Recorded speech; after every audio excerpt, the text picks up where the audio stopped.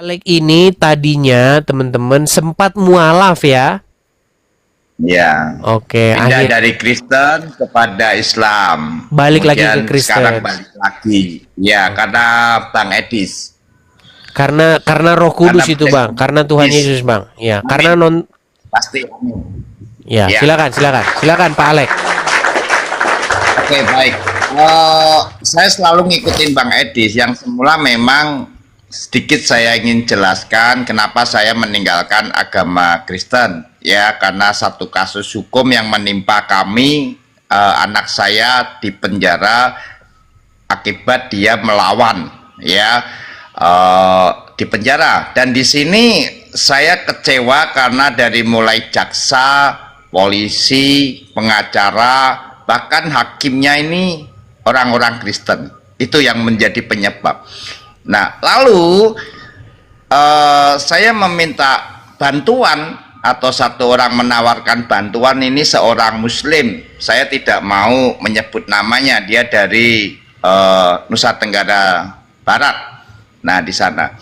Nah, dengan kelihatan begitu luar biasa, dia baik, kelihatan dia mau membantu anak saya untuk melakukan proses hukum lebih lanjut, saya tertarik.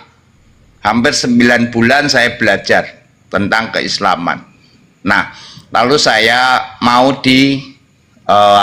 mengucapkan kalimat syahadat di Kota Tangerang tanggal 27 Januari 2025.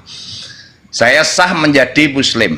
Nah, lalu saya dapat kiriman dari teman untuk menonton acara Edis TV. Nah, di situ saya belajar tentang Islam. Saya buat perbandingan dengan apa yang diajarkan oleh pengacara tadi yang membantu anak saya. Tiba-tiba dalam suatu malam, karena saya seringkali tahu terus-menerus bersama dia, orang ini kelihatannya baik, tapi rupanya ya tadi Bang, dosa jinah. Ya, saya tahu sendiri, saya nemuin sendiri. Jadi tiap klien, saya nggak mau sebut nama ya, itu selalu kalau perempuan cantik ya dipakai gitu. Mohon maaf ini teman-teman ya, 2 kali, 3 kali. Nah, ini saya mulai berpikir, karena kan saya ini orang yang seperti halnya teman-teman anti poligami ya. Pernikahan hanya 1 kali, yang sudah dipersatukan Tuhan, tidak bisa dipisahkan manusia kecuali maut. Itu. Nah, saya terguncang kembali Bang, setelah saya 4 bulan, 5 bulan saya menjadi Muslim, lalu saya putuskan balik lagi Bang. Jadi artinya saya mulai mengerti tentang ajaran perkawinan yang pokoknya suka ya udah diantam aja udah. Itu dari acara setelah saya nonton Bang Edis dan beberapa ustadz yang tampil tentang bagaimana aturan agama tentang perkawinan.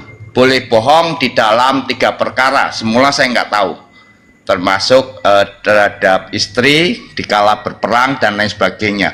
Saya terkejut, lalu saya banyak lebih dalam lagi, saya mendengar dari tokoh-tokoh agama Muslim yang membenarkan.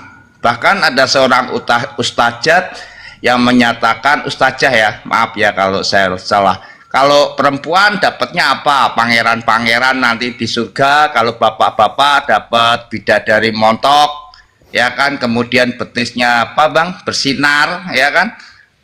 Bersinar dan lain sebagainya. Tapi kalau ibu-ibu dapatnya apa? Dapat pangeran-pangeran yang ganteng, bahkan bebaslah di surga itu.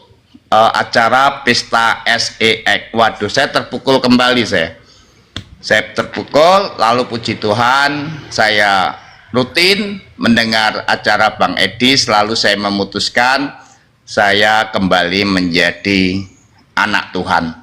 Hanya Tuhan Yesus yang mengajar kebenaran, sucian di dalam hidup, agar kita dilayakkan ketika tugas kita sudah selesai menghadap kembali kepada Tuhan.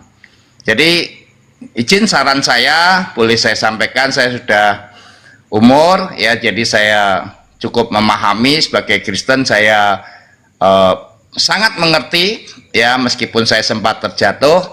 Jadi bagi para teman-teman yang mualaf, kembalilah menjadi anak-anak Tuhan ya.